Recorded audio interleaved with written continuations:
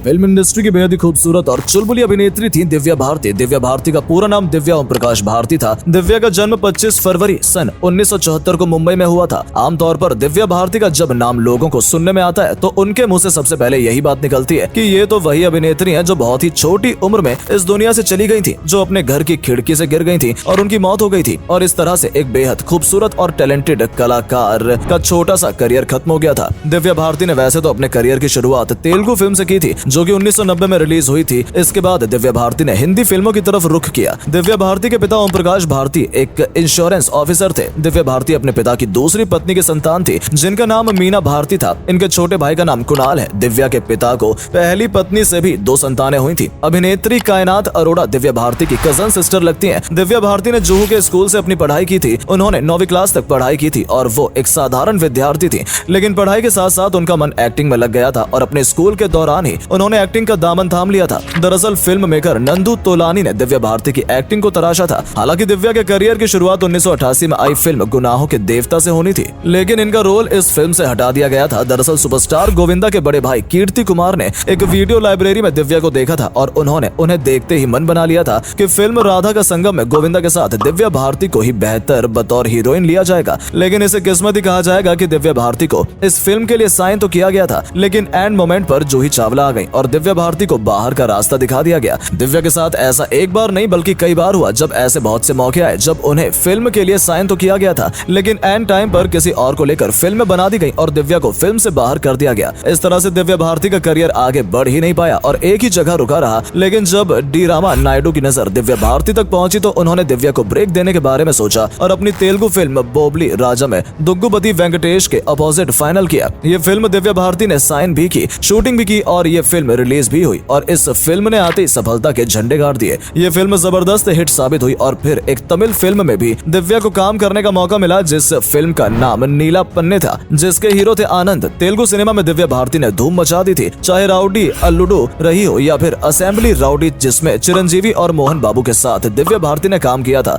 ये दोनों ही फिल्म में बहुत शानदार हिट साबित हुई थी और दक्षिण भारत फिल्म इंडस्ट्री में दिव्या का नाम चमक उठा था। लेकिन अभी तो दिव्या को बहुत आगे जाना था और हिंदी फिल्म इंडस्ट्री में भी नाम कमाना था। मुंबई दिव्या का इंतजार कर रही थी और दिव्या भारती सनी देओल के साथ नजर आई फिल्म विश्वात्मा में। उसके बाद दिल का क्या कसूर, जिसमें उन्होंने पृथ्वी के साथ काम किया, जिसे लॉरेंस डी सोसा ने बनाया था, लेकिन ये फिल्म बॉक्स ऑफिस पर उतना कमाल नहीं दिखा पाई जितनी उम्मीद की जा रही थी। इसके बाद वो फिल्म जिसमें सिनेमा घरों में लगते ही धमाल मचा दिया और दिव्या भारती को हिंदी फिल्म स्टार बना दिया। ये फिल्म थी शोला और शबनम, जिसमें गोविंदा ने दिव्या भारती के साथ काम किया था। इस फिल्म के बाद दिव्या को lux face of the year title भी दिया गया। गोविंदा के साथ दिव्या की जोड़ी जबरदस्त रही और लोगों ने इनकी जोड़ी को बहुत पसंद किया। शाहरुख ने भी अपने करियर की शुरुआत दिव्या भारती के साथ ही की थी, जो कि फिल्म दीवाना में नजर आए थे और ये फिल्म भी जबरदस्त हिट रही थी। इसके बाद दिल आशना है में भी शाहरुख खान दिव्या के साथ नजर आए थे। ये वो साल था जब दिव्या भारती की जिंदगी पूरी तरह से बदल गई थी। उनकी फिल्में जान से प्यारा, गीत, दुश्मन जमाना और सुनील शेट्टी की डेब्यू फिल्म बलवान, इन सभी फिल्मों में दिव्या भारती ने काम किया और उनके काम को खूब सराहा गया। उसके बाद मल्टी स्टार फिल्म क्षत्रिय में भी दिव्या भारती नजर आई थी, जिनके अपोजिट सनी देओल थे। उनके अलावा रवीना टंडन और संजय दत्त ने भी इस फिल्म में काम किया था। दिव्या भारती एक साल में कई फिल्में कर रही थी। फिल्में हिट भी हो रही थी और वो टॉप की हीरोइन बन चुकी थी। लेकिन दिव्या का नाम कई एक्टर्स के साथ जोड़ा जा रहा था और उनकी प्रेम की खबरें आए दिन मीडिया में छाई रहती थी।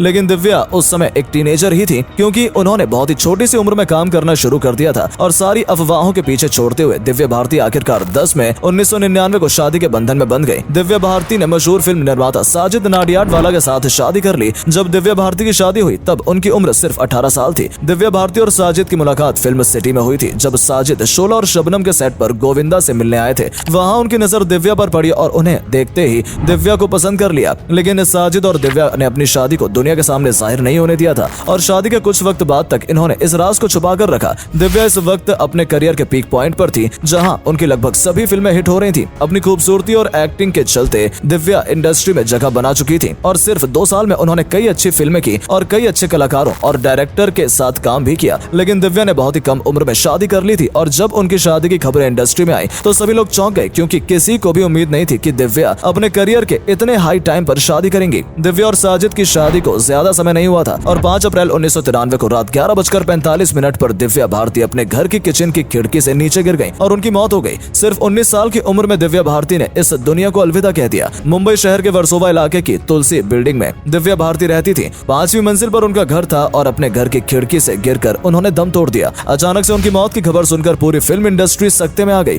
किसी को यकीन नहीं हो रहा था कि सिर्फ 19 साल की उम्र में दिव्या भारती इस दुनिया को छोड़कर चली गई हैं। हालांकि उनकी मौत पर कई तरह के कयास लगाए गए। किसी ने बोला कि यह सुसाइड था, किसी ने इसे साजिश बताया, तो किसी ने एक्सीडेंट, लेकिन आखिर में इसे एक हादसा माना गया और सिर्फ 19 साल की चुलबुली खूबसूरत और टैलेंटेड अदाकारा दिव्या भारती इस दुनिया को छोड़कर चली गई। दिव्या भारती के जाने के बाद कुछ फिल्में ऐसी भी रहीं जिन्हें फिर नए सिरे से बनाया गया। रंग और शतरंज उनकी 2 ऐसी फिल्में थी जो दिव्या भारती पूरी करके गई थी और उनके जाने के बाद ये फिल्में रिलीज हुई थी। और कुछ फिल्में ऐसी थी जिसमें उन्होंने आधी शूटिंग की थी या फिर जिन्हें उन्होंने सिर्फ साइन किया था, वो दूसरी अदाकारा के साथ पूरी की गई। अनिल कपूर की फिल्म लाडला लगभग 80% पूरी हो चुकी थी, जिसमें श्रीदेवी वाला रोल पहले दिव्या भारती ने किया था, लेकिन दिव्या के जाने के बाद इस रोल को श्रीदेवी के पास ले जाया गया और श्रीदेवी के साथ यह फिल्म रिलीज हुई। और भी कई फिल्मों में दिव्या की जगह दूसरी हीरोइनों को लेकर काम किया गया, जैसे कि मोहरा, विजयपथ, आंदोलन। तेलुगु फिल्मों में भी ऐसा ही रहा, उनकी जगह दूसरी हीरोइनों को लेकर वो फिल्में पूरी की गई। दिव्या भारती ने बहुत कम समय में और छोटी उम्र में वो मुकाम हासिल कर लिया था जो अच्छे कलाकार नहीं कर पाते हैं। दिव्या भारती न सिर्फ खूबसूरत थी बल्कि टैलेंटेड और अपने हर रोल पर खरी उतरती थी। ईरान में अमिताभ बच्चन और श्रीदेवी के अलावा दिव्या भारती के